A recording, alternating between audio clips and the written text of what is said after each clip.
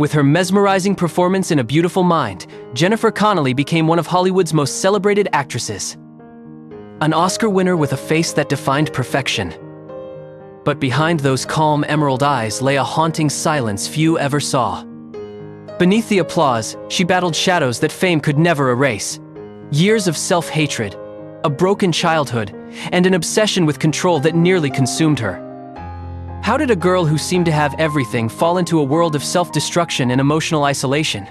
What truly happened after the camera stopped rolling? When the spotlight turned cold? In this video, we uncover the full, never-before-told truth about Jennifer Connelly's rise, her hidden struggles, and the silent war she fought to survive Hollywood's demand for perfection. Before the world knew her as the poised, intelligent beauty of A Beautiful Mind, Jennifer Connelly was a quiet child growing up in the misty valleys of New York's Catskill Mountains. Her childhood home, though surrounded by art and curiosity, was often filled with a strange emptiness.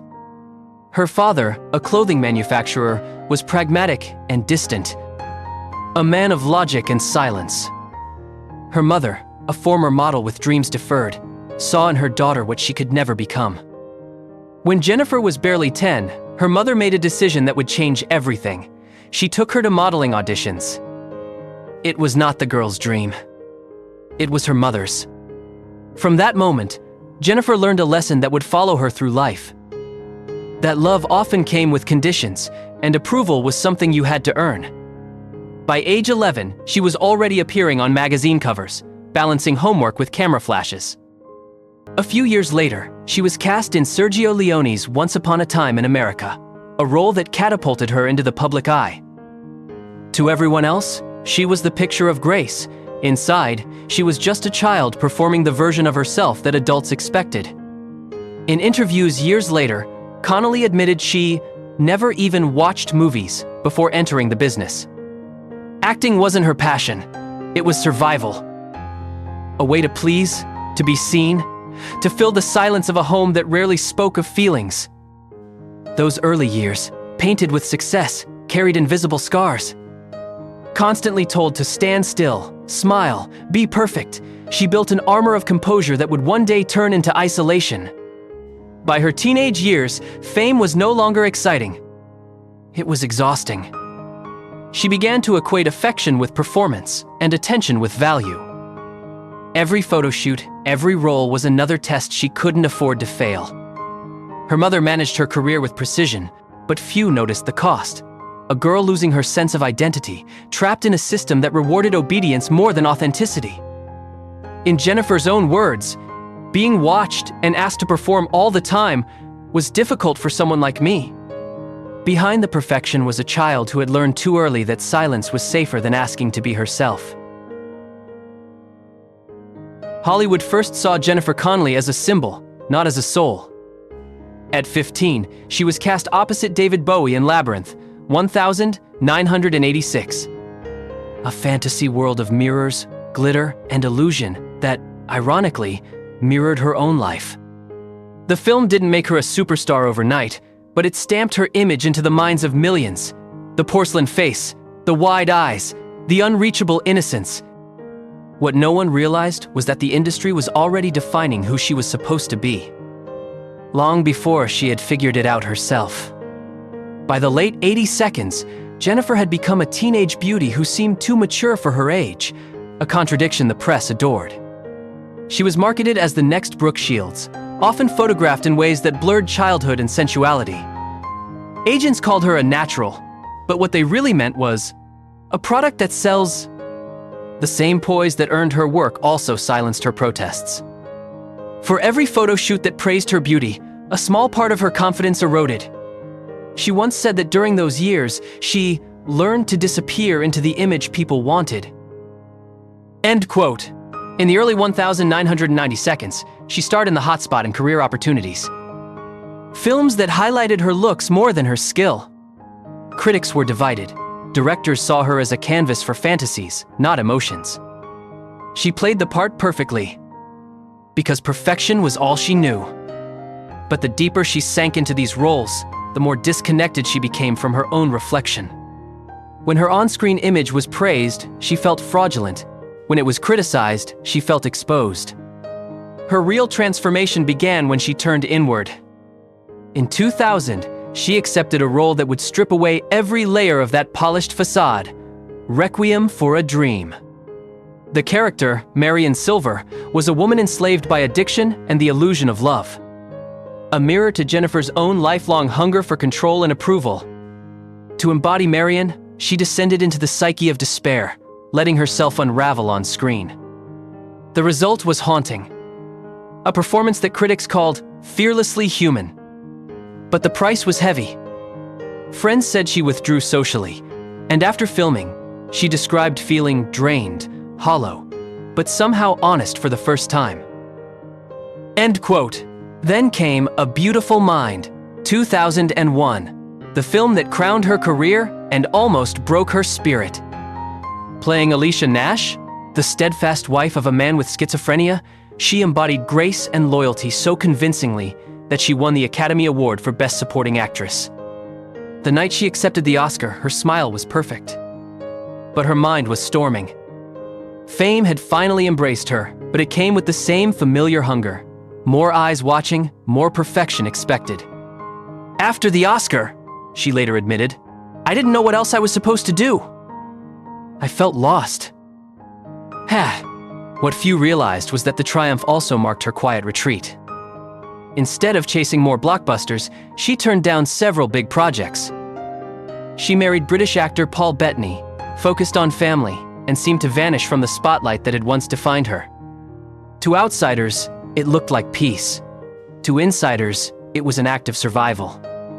Years later, Bettany would describe her as a person who needs quiet like oxygen. Jennifer's sacrifice wasn't just professional. It was spiritual. She had spent 2 decades performing versions of perfection until she could no longer tell where the roles ended and the real woman began. By stepping away, she wasn't running from success. She was trying to reclaim ownership of herself. Still, silence in Hollywood is rarely understood as strength. Tabloids began speculating about her disappearance, her thin frame, her emotional detachment. Some headlines claimed she was too fragile for fame. Ironically, that fragility was what had made her so magnetic on screen, and so misunderstood in real life. In truth, Jennifer Connelly's rise wasn't a straight climb. It was a slow burn, fueled by relentless discipline and quiet rebellion.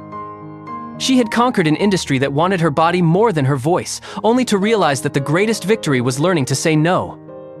Fame had asked her to give everything. Her youth, her privacy, her peace, and she gave it willingly, until she learned that survival sometimes means refusing the spotlight. By the time her name was etched in Hollywood history, Jennifer Connelly had become a paradox, a star who longed for invisibility, a woman admired for her beauty yet defined by her silence. What looked like control was, in truth, the art of endurance. In the world's eyes, Jennifer Connelly's love story with Paul Bettany looked like a Hollywood fairy tale. 2 brilliant actors who met on the set of A Beautiful Mind and found peace in each other's quiet intensity. Yet, as with most fairy tales, the truth was more fragile than the illusion. Their connection began not in glamour, but in loss. Bettany later confessed that he realized he loved her only after watching the news of 9/11. Terrified for her safety, he called her immediately, flew across the ocean, and never left again. They married in secret in Scotland in 2003, far from cameras and reporters. For Jennifer, it was supposed to be the beginning of calm. But tranquility never came easily to her. Marriage, motherhood, and fame collided in ways that few could see. She had become a wife, a mother, and an Oscar winner. Roles that looked perfect from the outside, but demanded constant performance on the inside. Those who worked with her described a woman who carried both love and tension in equal measure. Bettany once said she was fiercely private, almost to a fault. That privacy was her armor, but also her prison. Behind closed doors, the pressure of perfection began to echo again. Hollywood expected her to return with the same fire she once had, but Jennifer resisted. She chose selective projects, preferring silence over exposure. The press, hungry for stories, turned that silence into suspicion. Her lean figure sparked rumors of eating disorders. Her absence from red carpets fueled whispers of depression. Bettany defended her publicly, yet insiders spoke of a couple who often lived apart. Separated by film sets, geography, and unspoken emotional walls. Jennifer's world had always been one of controlled emotion. But marriage, even a loving one, has a way of unmasking what fame teaches you to hide. Friends recalled how she struggled with the same perfectionism in her home life that once haunted her career. The constant need to hold everything together. She wanted everything to look perfect, one close acquaintance said, because imperfection terrified her. It wasn't a cry for beauty, it was fear. The same fear of not being enough that had followed her since childhood. There were moments when the balance shattered. The paparazzi caught her in photos looking painfully thin, exhausted, eyes sunken beneath layers of grace. The tabloids spun stories of marital tension and emotional withdrawal. None of it was confirmed, but the images told their own version of truth. A woman retreating deeper into herself, hiding cracks behind the facade of composure. Her relationship with Bettany endured, but not without cost. He described her as intense, unrelenting in her standards, while she once admitted, "I always expect myself to do everything perfectly." It's exhausting. That exhaustion seeped into her marriage. The invisible weight of a woman trying to be both muse and mirror, both adored and autonomous. When Jennifer returned to screen in darker, quieter roles. House of Sand and Fog and Blood Diamond. The characters she played seemed to echo her private battles. Each was a woman trapped between loyalty and self-destruction, love and loss. Critics called her performances soul-bare, unaware that she was bleeding truth through fiction. The pain of her characters was not performance, it was confession. And yet, through all the turbulence, Jennifer remained steadfast in one thing, her silence. She never responded to the rumors, never offered explanations. To her, love was not for display, and pain was not for headlines. In that silence lay both dignity and loneliness. A duality she had mastered since girlhood. By the mid-2010 seconds, Jennifer's image in Hollywood had shifted. She was no longer the ingenue, nor the sex symbol. She was a mystery. Her distance made her alluring, her restraint almost spiritual. But those who looked closer saw something else. A woman living behind glass, transparent yet unreachable. Love had not destroyed her.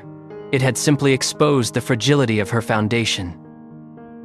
In the end, her marriage survived the storms, but Jennifer herself seemed to live in perpetual tension between devotion and disappearance. The woman who once belonged to the screen had now learned to belong to no one. Not even to fame, and sometimes, not even to herself. By the late 2010 seconds, Jennifer Connelly had nearly vanished from the very world that once worshipped her. No scandals, no public breakdowns, just a quiet erasure. Hollywood had moved on to younger faces, faster trends, louder stories. And she, the woman who once embodied calm perfection, had retreated into near invisibility. For years, fans speculated about what had happened. Was it burnout, illness, or a conscious escape from the machinery of fame? The truth, as it turned out, was more complex and more human. After her Oscar win, Jennifer's perfectionism, the trait that had once fueled her brilliance, became a cage. The constant pressure to maintain an ideal image spiraled into a silent battle with anxiety, control, and self-denial. Insiders recalled she often skipped meals on set, obsessed with keeping a certain image. By the time she began filming Shelter in 2014, she had dropped over 25 pounds to portray a homeless addict. A transformation that blurred the line between method acting and self-punishment. She later admitted that the process took months and left her body frail, her energy depleted. Yet that physical depletion mirrored a deeper truth. Beneath her composed surface, Jennifer was confronting years of internalized criticism. The kind she'd learned to inflict upon herself. I used to have a lot of self-hatred. A lot. It was really rampant. She confessed to glamour. It wasn't drugs or alcohol that consumed her, it was perfection itself. A socially acceptable addiction that quietly eats away at countless women in Hollywood. The public, of course, saw none of this. The cameras showed only the symmetry of her face, the quiet poise in interviews. But those who worked with her during that period spoke of someone distant, lost in thought, careful with every word. As if language itself could wound her. Her silence wasn't mystery, it was defense. Jennifer's disappearance from mainstream cinema wasn't a fall in the traditional sense. There was no scandal, no dramatic collapse, but an implosion. She had spent decades learning to survive visibility, and now she needed invisibility to survive herself. Her absence became her rebellion. In a business where self-exposure is currency, she chose withdrawal. "Peace isn't applause," she once said. "It's learning to be quiet without disappearing." It said the Seamber. Still, silence is rarely kind to women in Hollywood. Rumors filled the vacuum. Tabloids speculated about depression, eating disorders, and marital issues. Photographs of her thin frame in 2017 were analyzed like evidence. Each pixel became a theory. Few stopped to consider that maybe Jennifer wasn't breaking. She was rebuilding. During this hiatus, she devoted herself to motherhood and introspection. Friends described her as almost meditative, spending long stretches reading or hiking, avoiding public events entirely. The woman who had once been the face of youth and desire was now searching for something the industry could never offer: peace of mind. Then, in 2022, she resurfaced. Not with scandal, but with grace. In Top Gun: Maverick, she played Penny Benjamin, a grounded, mature woman who carried both sensuality and serenity. It wasn't just a comeback, it was a statement. The world saw her smile again, softer now, stripped of the rigid control that once defined her. The film grossed over $1.5 billion, introducing her to a new generation. Not as a fallen star, but as proof that healing can look like quiet strength. That role, small but symbolic, marked a turning point. Penny Benjamin was everything Jennifer had fought to become: composed but real, vulnerable yet dignified. It was as if she had finally found a character who matched her internal evolution.